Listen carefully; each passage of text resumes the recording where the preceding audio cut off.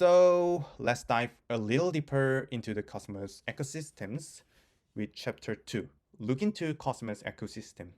In Chapter 2, I will explain you about Cosmos, IBC, and Cosmwasm. So, Cosmos has some characteristics that make it different from Bitcoin and Ethereum, including following: if the first generation of Bitcoin is characterized by decentralization, and the second generation of blockchain is characterized by smart contracts, Cosmos is labeled as the third generation.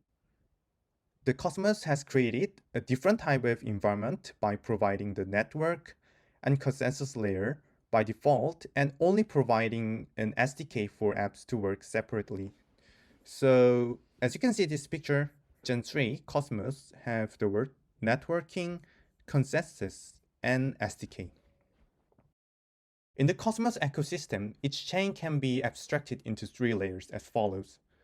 Application layer means that responsible for updating the state given a set of transactions, like processing transactions. And networking layer is responsible for the propagation of transaction and consensus related message. And consensus layer means that enable nodes to agree on the current state of the system. So in the term of implementation, application can be easily built with Cosmos SDK, as you can see in this picture. And also for networking and consensus, Comet BFT, as you can see in the picture, can be used to leverage existing resources. For Cosmos, focus on application and consensus, and networking is done with a generic engine. In addition, the Tendermint BFT engine can be wrapped in any programming language because it connects to the application blockchain interface. So Cosmos can also use a variety of programming languages because it only needs to connect to the ABCI form in the end. Let me introduce the more detailed structures. Comet BFT only handles transactions, bytes, and order transactions, and any application built on top of Comet BFT must implement the ABCI interface to communicate with underlying local Comet BFT engine. In short, it doesn't matter what language you implement your application in as long as you make it an ABCI interface. The Cosmos SDK also provides a variety of modules, as shown in the figure, that you can use to customize your build. The result is that Cosmos SDK application is built by aggregating a collection of modules. Each module defines a subset of state and contains its own message transaction processor, and the Cosmos SDK is responsible for routing each message to the appropriate module.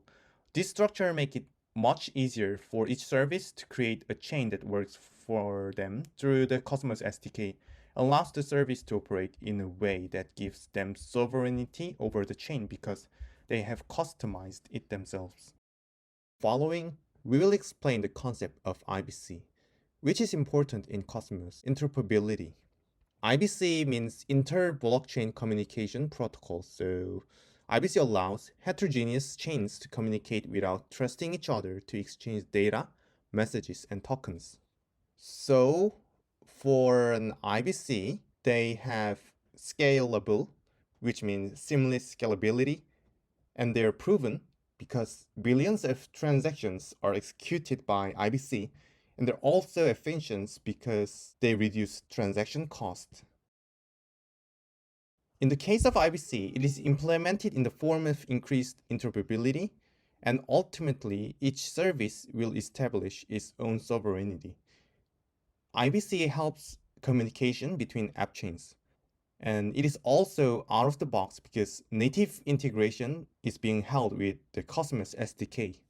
And it also brings sovereign because the services, they can build their own specifications. So I'll explain you about how IBC works. Let's say you want to send an asset or message from chain B to chain A. When this happens, chain B receives chain A's headers and vice versa. In this way, each chain essentially runs a light client for the other. When the IBC transfer is initiated first, the atom is locked up to chain A. Then, a proof that the 10 atoms are bonded is relayed from chain A to chain B. The proof is verified on B against chain A's header, and if it is valid, then 10 atom vouchers are created on chain B. So, this is how IBC works. Now let's dive into Cosmwasm. But first, we need to understand WebAssembly. WebAssemblies are a new type of code that can run in modern web browsers, offering new features and significant performance improvements. WebAssemblies are not intended to be written primarily by hand, but are designed to be effective compilation targets for source languages such as C, C++, Rust, and others. Cosmwasm is a smart contracting platform built for Cosmos ecosystem. Simply put, it's Cosm way of using WebAssembly. This has huge implications for platforms. It provides a way to run code written in multiple languages. So Cosmwasm is characterized by the following features: different chain, same contract, inter-blockchain contracts, and easy to integrate. This means Cosmwasm can help the chains to be adaptable to many environments and connect blockchains. And also, dApps can transfer to another chain easily with Cosmwasm. Different chains, same contracts means that only a few requirements for the host application. So any Cosmos SDK app can easily insert the WASM module and customize permissions or fees are as desired. All code is designed to be agnostic to the details of the underlying chain. So once you've written a Cosmwasm contract, you'll soon be able to run it on a variety of chains in Cosmos ecosystem. For second, there is inter-blockchain contracts, and it means that code on one chain can execute transaction on another chain, and it is also compatible with IBC model. For third, Cosmwasm is easy to integrate because the design goal of Cosmwasm is library than framework. It means that small surface area of required APIs, and it can opt into most of the code easily. So not only Rust language, but also assembly or Go language can be embedded in other frameworks with Go.